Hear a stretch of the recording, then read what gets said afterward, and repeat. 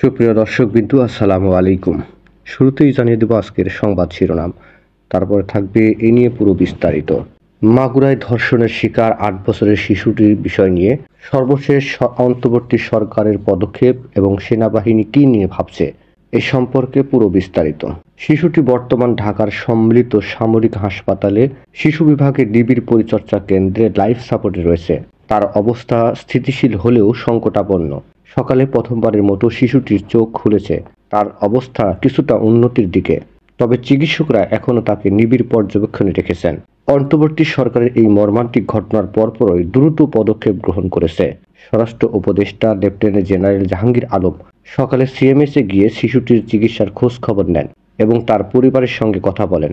এটি সরকারের পক্ষ থেকে সরাসরি সমর্থন ও সহানুভূতির প্রকাশ। এটিকে আইন শৃঙ্খলা রক্ষাকারী বাহিনী দ্রুত অভিযুক্তদের গ্রেপ্তারে সক্রিয় ভূমিকা পালন করেছে। এ পর্যন্ত ৩ জনকে গ্রেপ্তার করা হয়েছে, যাদের মধ্যে প্রধান অভিযুক্ত রয়েছে। তদন্ত কার্যক্রম দ্রুত এগিয়ে চলছে এবং সরকার নিশ্চিত করছে যে দোষীদের বিরুদ্ধে কঠোর আইনানুগ ব্যবস্থা গ্রহণ করা হবে। এই ঘটনার পর সারা দেশে সাধারণ মানুষ ও বিভিন্ন সংগঠন প্রতিবাদ ও মানববন্ধন করেছে। বাংলাদেশ চলচ্চিত্র শিল্পী সমিতির সদস্যরা এফডিসিতে মানববন্ধন করে সকল ধর্ষণ ও নারীদের প্রতি সহিংসতার মামলায় দ্রুত নিষ্পত্তির জন্য বিশেষ ট্রাইব্যুনাল গঠনের দাবি জানিয়েছে।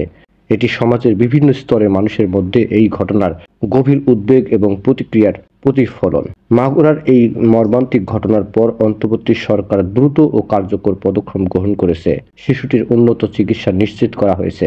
অভিযুক্তদের গ্রেপ্তার ও বিচার প্রক্রিয়া দ্রুত করা এবং সমাজের বিভিন্ন স্তরের প্রতিক্রিয়া এই সংকট মোকাবেলায় সরকারের প্রতিশ্রুতি ও কার্যক্রমের প্রতিফলন।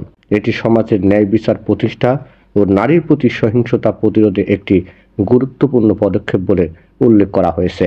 নিউজটি সম্পূর্ণ দেখার জন্য সবাইকে ধন্যবাদ। বাংলা নিউজের পরবর্তী আপডেট পেতে আমাদের চ্যানেলটি সাবস্ক্রাইব করুন।